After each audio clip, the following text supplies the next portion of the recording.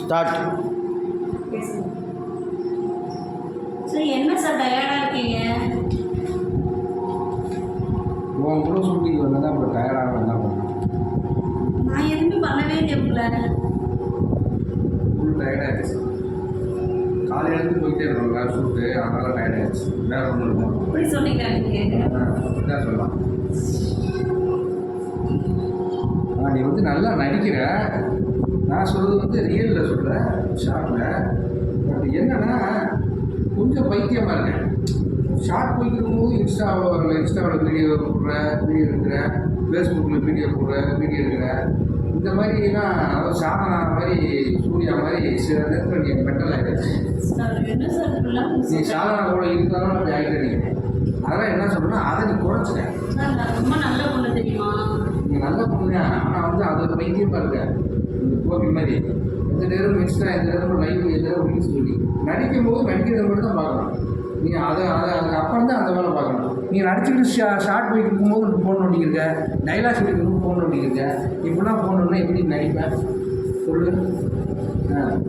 அது தயாராக அது ஒரு கேமரா வர போச்சு அது மாதிரி. அதனால் வந்து நடிக்கிறது போது நடிக்கிறது மட்டும் தான் பார்க்கணும். வேலை செய்யும் போது வேலை செய்யறது மட்டும் தான் பார்க்கணும். அடுத்தவங்களே பார்க்கணும். இருந்தாலும் நீ நல்ல நடிகை, அழகான நடிகை, நல்லா நடிக்கிற, உங்கள்கிட்ட திறமை இருக்குது. உடம்பு குறைக்கிறேன்னு சொல்லி ஏன்னா மதுரையில் இது விற்கிறாங்க, மானாமரில் அது விற்கிறான்னு சொல்லி எதையாவது சாப்பிட்டு போட்டு அங்கிட்டு இங்கிட்டு இழுத்துக்கிட்டு சீக்கிரம் ஏதாவது 1000 பேராக எனக்கு கண்டுபிடிச்சி விட்டுலாம் இருக்குது.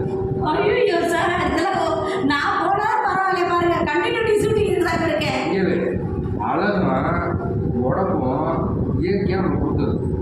அதை நம்ம பாதுகாத்து அதுக்கு இயற்கையாக தான் நம்ம எதாவது செய்யணும். செயற்கையான பொருளை உள்ள தூக்கி போட்டேன்னா அது மேலே பிரச்சனை தான். புரியுதா? ஏற்கனவே வந்து உங்களுக்கு அங்கிட்டு இங்கிட்டு இருக்குது, அதெல்லாம் குறைக்க நினைக்காத. நீ அழகாக தான் இருக்க. ஆமாம், அதனால் வந்து ஒழுங்காக உடம்பை பார்த்து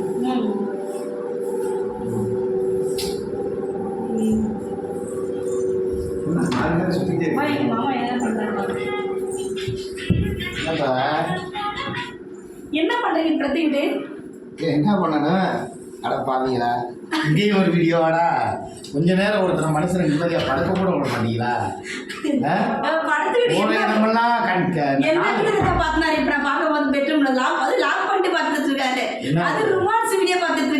ஆசை 100 ஆச்சு போங்க, இரவு வந்தாச்சு வாங்க. அதுக்கு முன்னாடி என்ன வீடியோ பார்த்துருப்பாங்க நீங்களே சொல்லுங்க கமெண்ட்ல. ஆமா, சிக்கா மாமா என்ன வீடியோலாம் பார்ப்பாங்கன்றது சொல்லுங்க.